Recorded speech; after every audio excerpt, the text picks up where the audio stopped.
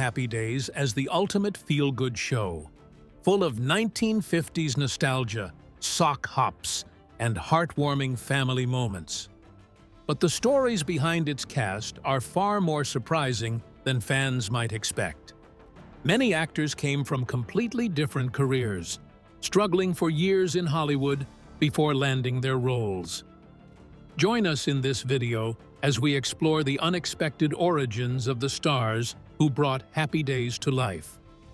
Their journeys are full of twists, setbacks, and fascinating moments that helped shape one of television's most beloved series. Let's get right into it.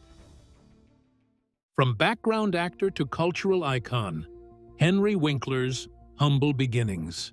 Henry Winkler, who would become legendary for playing Fonzie, didn't start off as a star.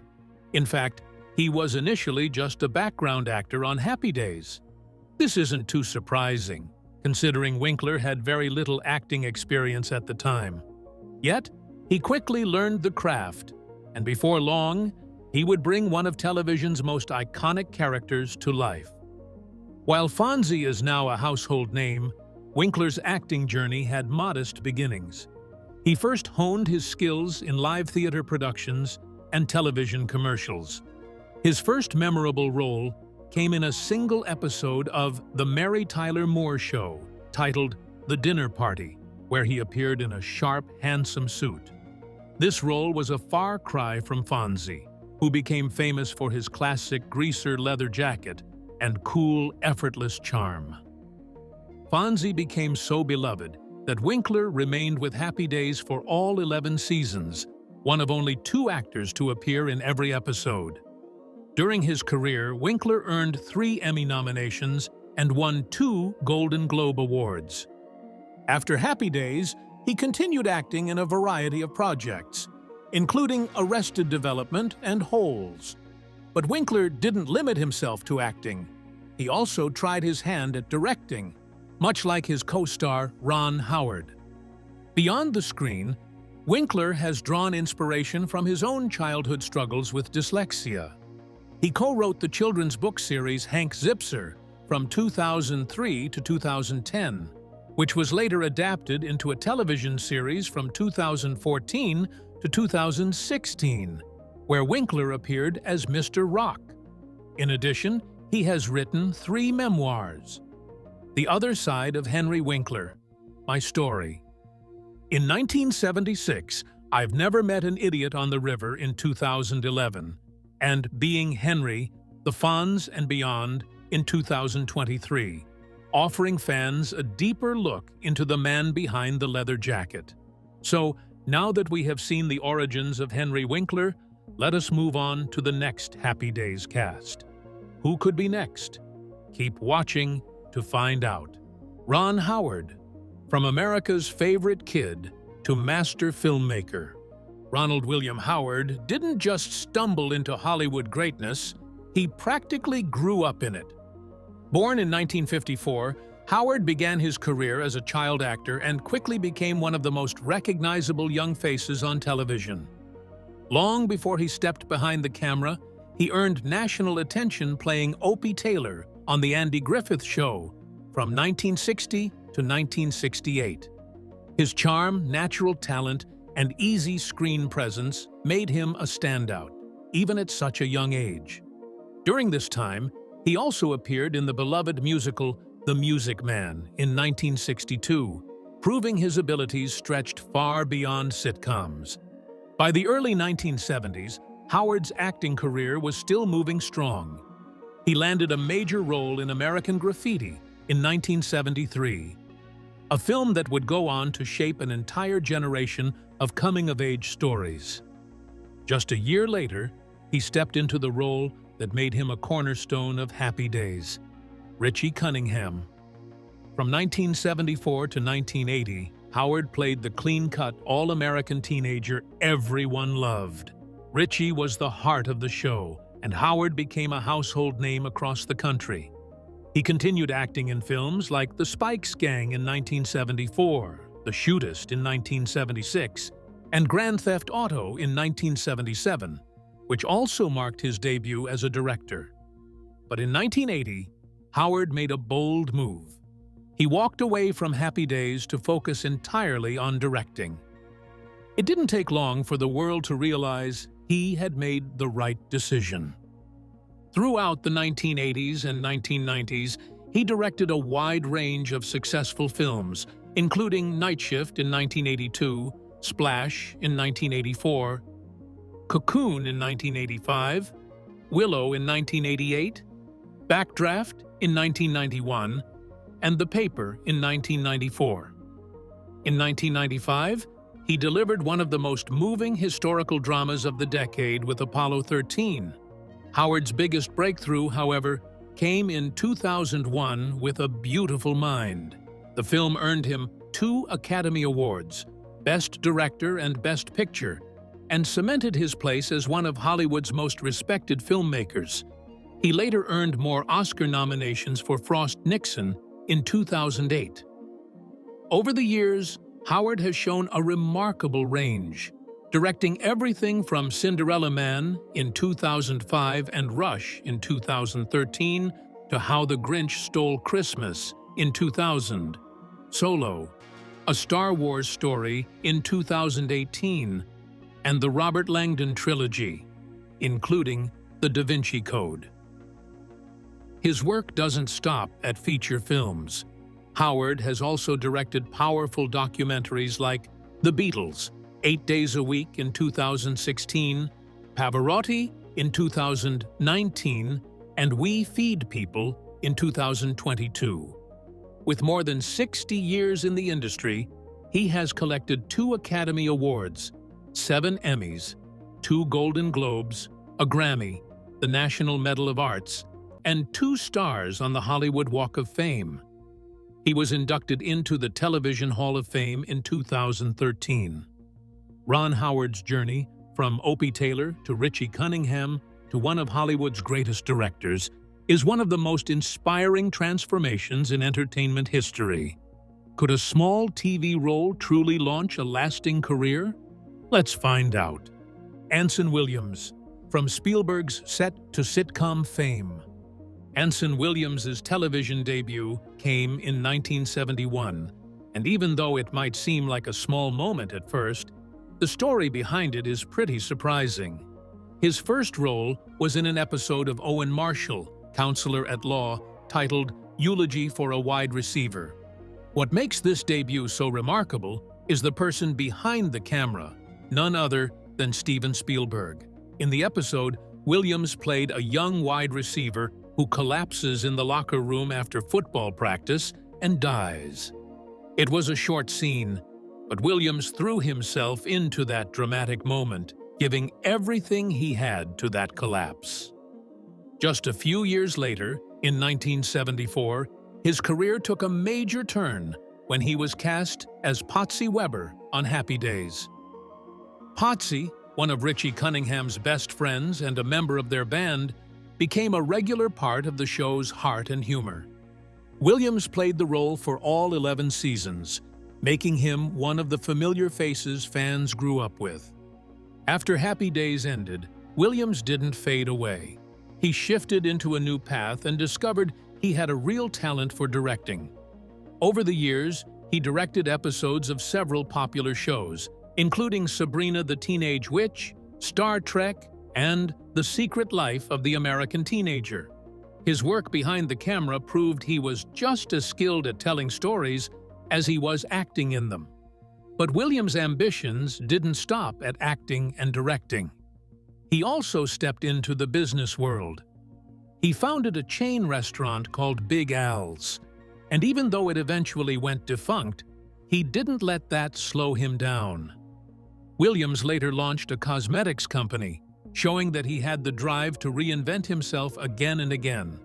From a Spielberg-directed debut to sitcom stardom, from directing to entrepreneurship, Anson Williams's journey has been full of surprising turns and a reminder that some actors have much more going on behind the scenes than anyone realizes.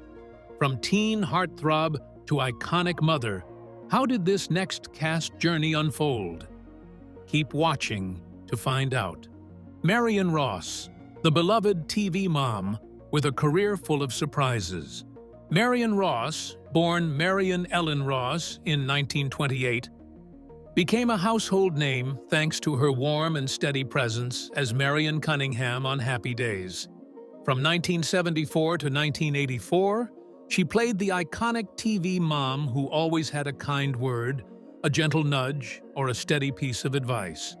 Her work on the show earned her 2 Primetime Emmy Award nominations and secured her place as one of the most memorable mothers in television history. But what many fans don't realize is just how long and varied her career had been before stepping into the Cunningham kitchen. Years before Happy Days, Ross appeared in numerous films throughout the 1950s and 1960s. She had roles in classics like The Glenn Miller Story in 1954, Sabrina in 1954, Lust for Life in 1956, Teacher's Pet in 1958, and Some Came Running in 1958. She also played a part in Operation Petticoat in 1959 and later in Honky in 1971. Ross took on several smaller roles on television as well, including an appearance on The Lone Ranger in 1954. She was one of those hard-working actors who quietly built a solid foundation long before fame ever found her. Even after Happy Days, Ross continued to shine. She earned back-to-back Emmy nominations in 1992 and 1993 for her role in the CBS comedy drama Brooklyn Bridge. Her talent earned yet another Emmy nomination in 1999 for a 2-episode appearance on Touched by an Angel. In 1996, she starred in The Evening Star, the much-anticipated sequel to Terms of Endearment. Her performance earned her a Golden Globe nomination for Best Supporting Actress, along with a nomination and win for a Lone Star Film and Television Award. Starting in the 1990s, Ross reinvented herself yet again, this time through voice acting. She voiced characters in popular animated series like King of the Hill and SpongeBob SquarePants, proving just how versatile she really was. Ross also appeared in recurring roles on The Drew Carey Show, Gilmore Girls, and Brothers and Sisters, keeping her presence alive across generations. She even appeared as Charlie's new therapist in Anger Management Season 2, Episode 5, giving fans yet another memorable moment.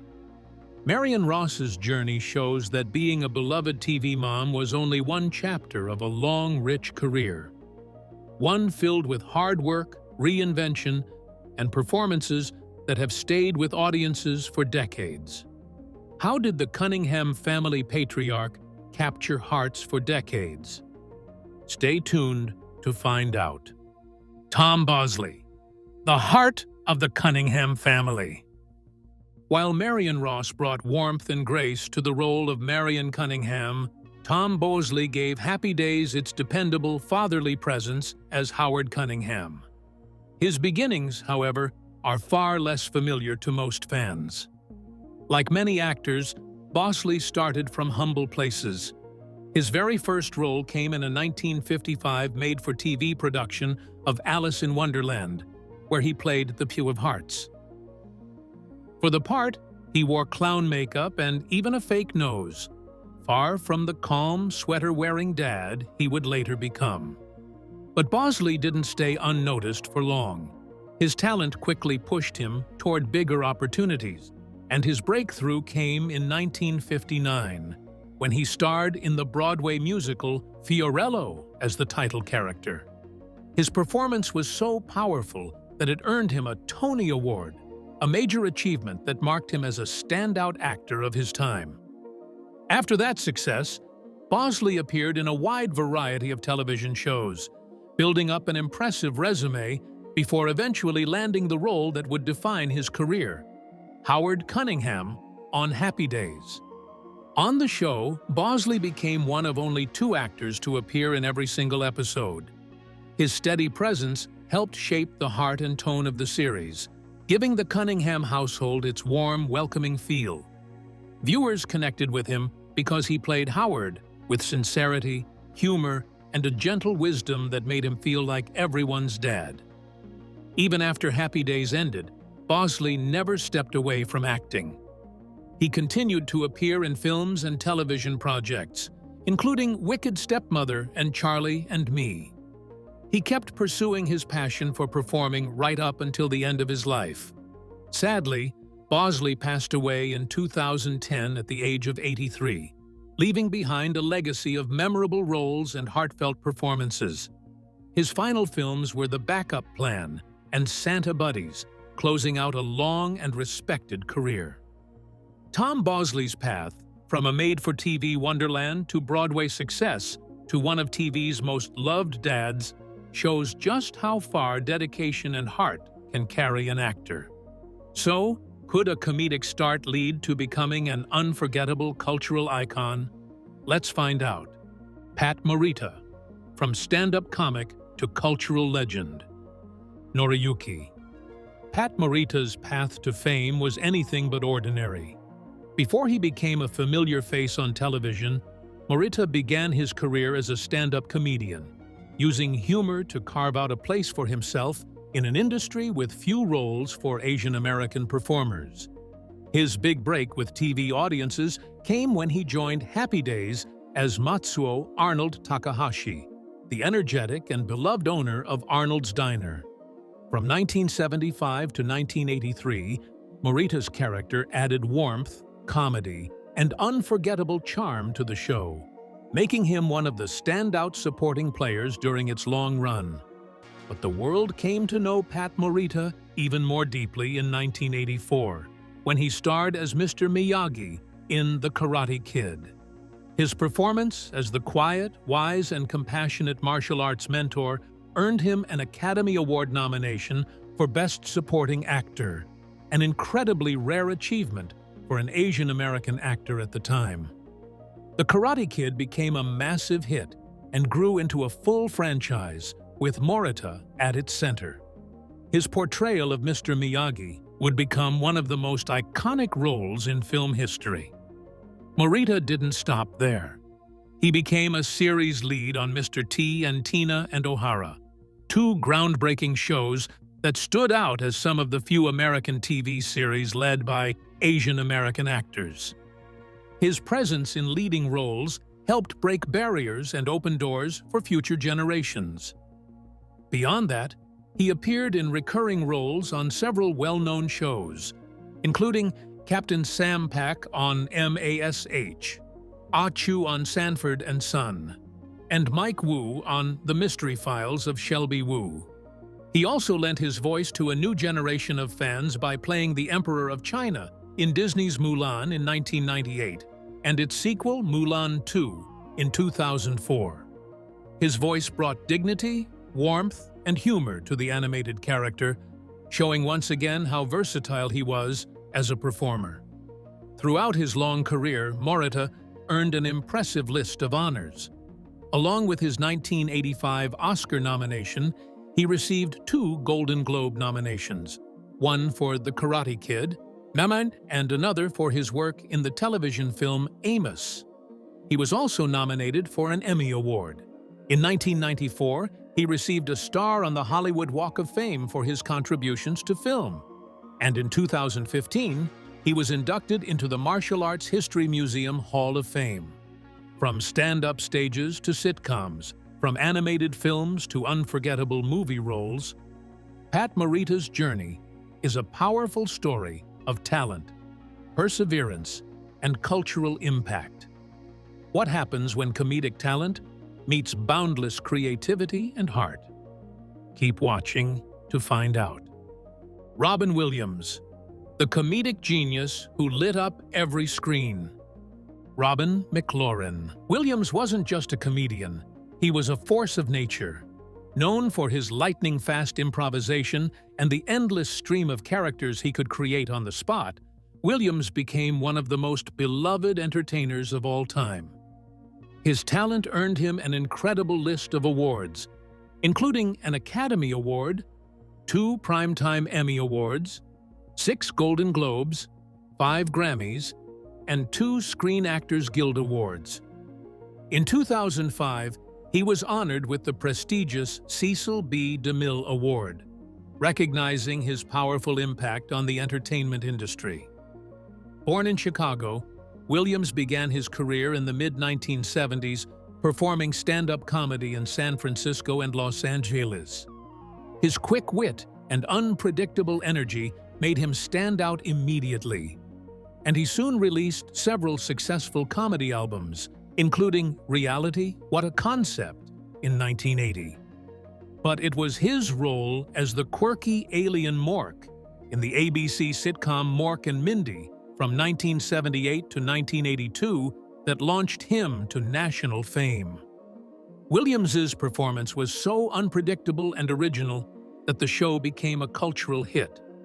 Although Williams only appeared in 2 episodes of Happy Days, his role remains one of the most memorable. But before then, his film career took off when he landed his first major movie role as Popeye in 1980. And from there, the roles only grew more impressive. Williams won the Academy Award for Best Supporting Actor for his heartfelt and emotional performance in Good Will Hunting in 1997. He was also nominated for Oscars for Good Morning, Vietnam in 1987, Dead Poets Society in 1989, and The Fisher King in 1991. Robin Williams had an incredible ability to move between drama and comedy with ease.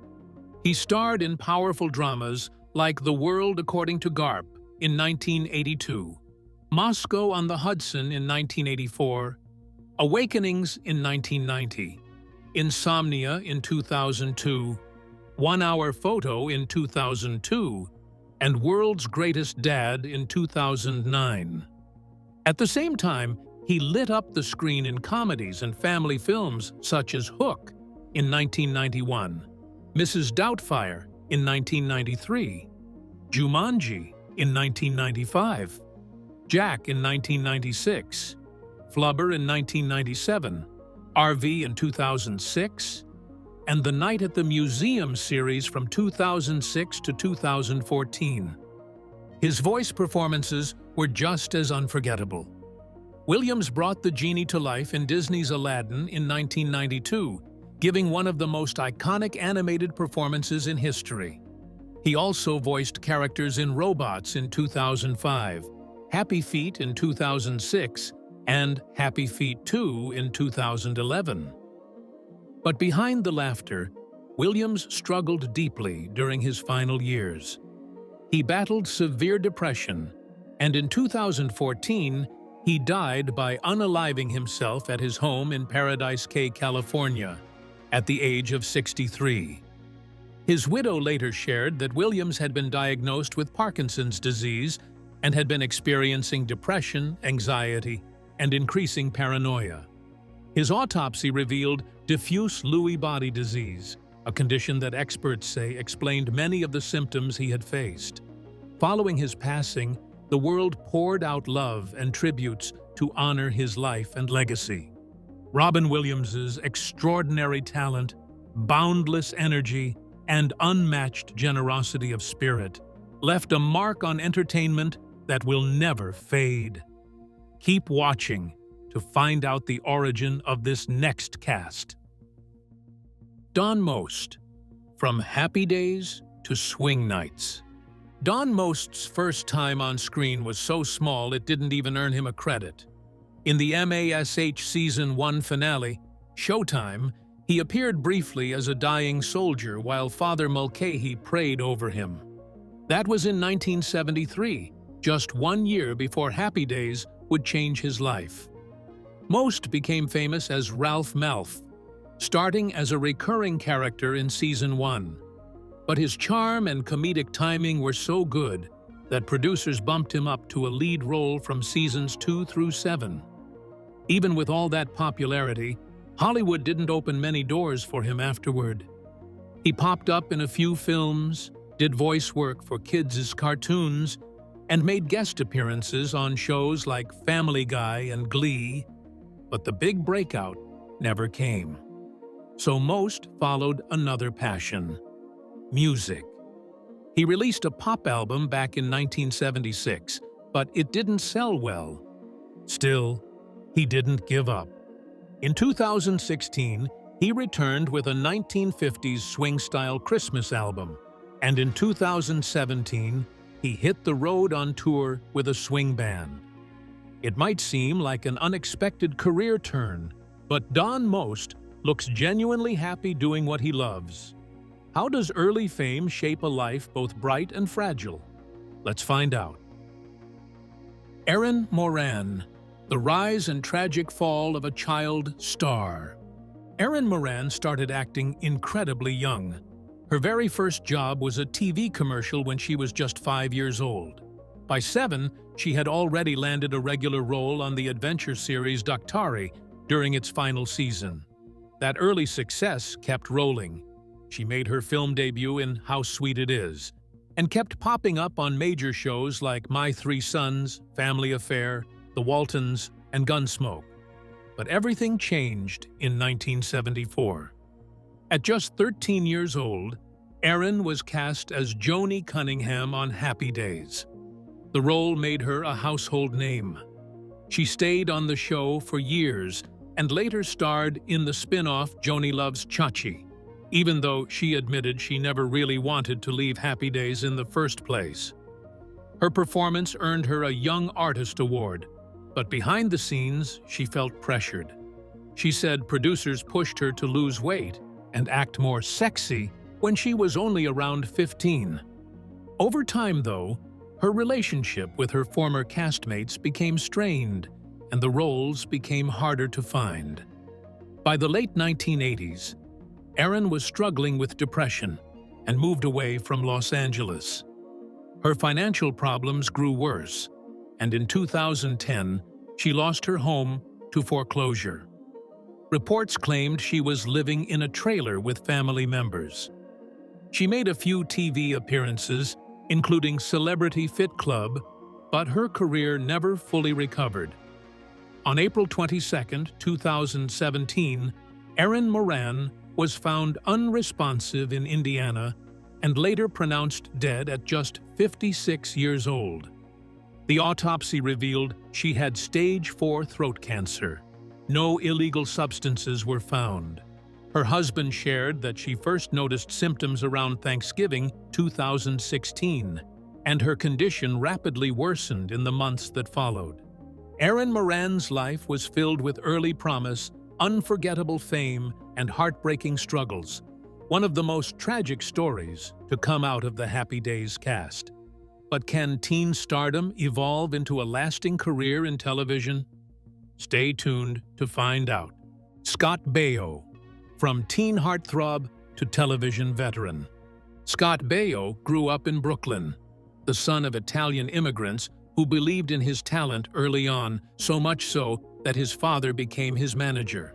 By the mid-1970s, Baio was already making a name for himself. In 1976, at just 16, he starred as the title character in Bugsy Malone, a unique kids-only gangster musical directed by Alan Parker. That film also paired him with a young Jodie Foster, and the two worked together again a few years later in Foxes. Baio's life changed overnight when he joined Happy Days as Chachi Arcola, the charming cousin of Fonzie. The role made him a teen idol and one of the most recognizable faces on television.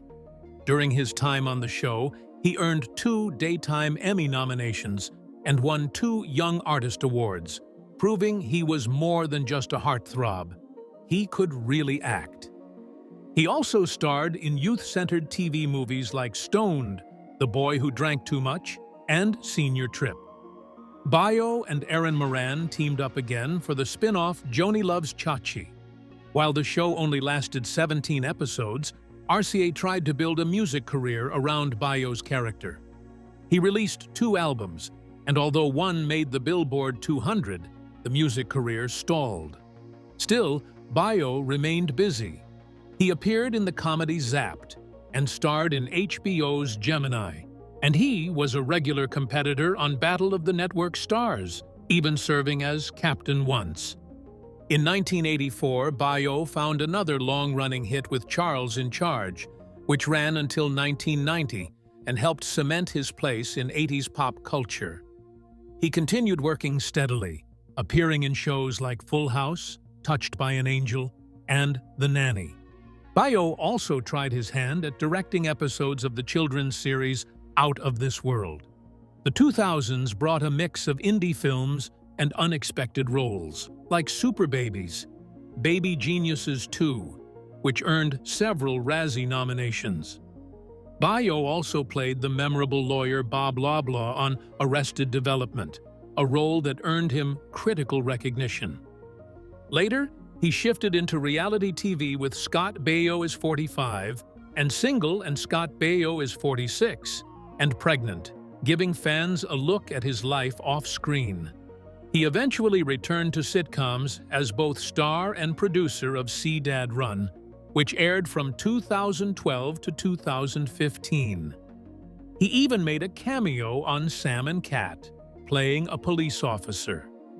Scott Baio's journey is one of the most varied in the Happy Days cast: teen idol, sitcom star, director, producer, and reality TV personality. No matter the era, he always found a way to stay on screen. How did this next cast turn a steady TV career into an enduring fan favorite? Keep watching to find out. Al Molinaro. From Wisconsin dreamer to Arnold's Diner, legend. Umberto Francesco Molinaro, better known as Al Molinaro, was born and raised in the Columbus Park neighborhood of Kenosha, Wisconsin. He moved to California and worked a variety of odd jobs near the television industry, eventually saving enough to start his own collection agency. Selling the business gave him the freedom to explore other ventures, including Southern California real estate. One lucky property sale led to a shopping mall development, giving him the financial independence to finally pursue his longtime dream of acting. During the 1960s and 1970s, Molinaro studied acting and started landing guest roles and bit parts on popular sitcoms such as Bewitched, Get Smart, Green Acres, and That Girl. While taking an improvisation class, he met Penny Marshall, who later introduced him to her brother, producer Gary Marshall. This connection led to Molinaro's role as Officer Murray Greschler on The Odd Couple, which ran for 5 years until 1975. In 1976, Gary Marshall brought Molinaro into another sitcom, Happy Days, to replace Pat Morita. He became Al Del Vecchio, the owner of Arnold's Malt Shop, famous for his signature sigh, "Yep, yep, yep." The role connected Molinaro with audiences in his home state of Wisconsin and became a defining part of the show, which ran for 11 seasons.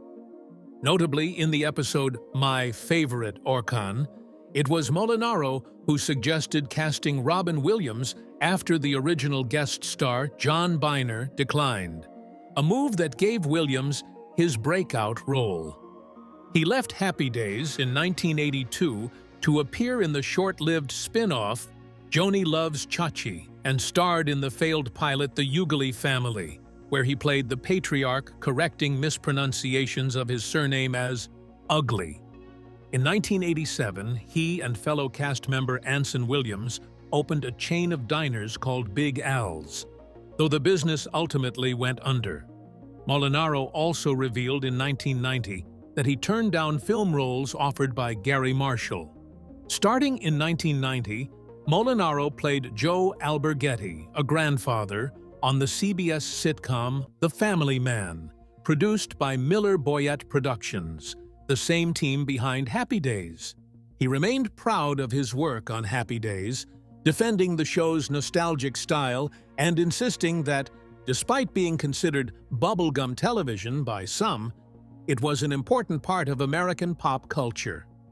He appeared in the Happy Days reunion special in 1992 and continued acting in commercials well into the early 2000s, starring in 42 ads for Encore frozen foods, as well as campaigns for Cortade hydrocortisone cream and Mr. Big Paper products. Al Molinaro's journey, from Wisconsin boy to the beloved face behind Arnold's Diner, shows a life full of persistence, luck, and a lot of heart, leaving an enduring mark on television history. What do you think about the surprising origins of the Happy Days cast? Let us know in the comments section below.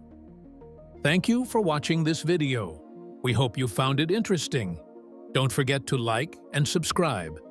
Click the next video shown on your screen to catch up on your favorite celebrity stories. See you there.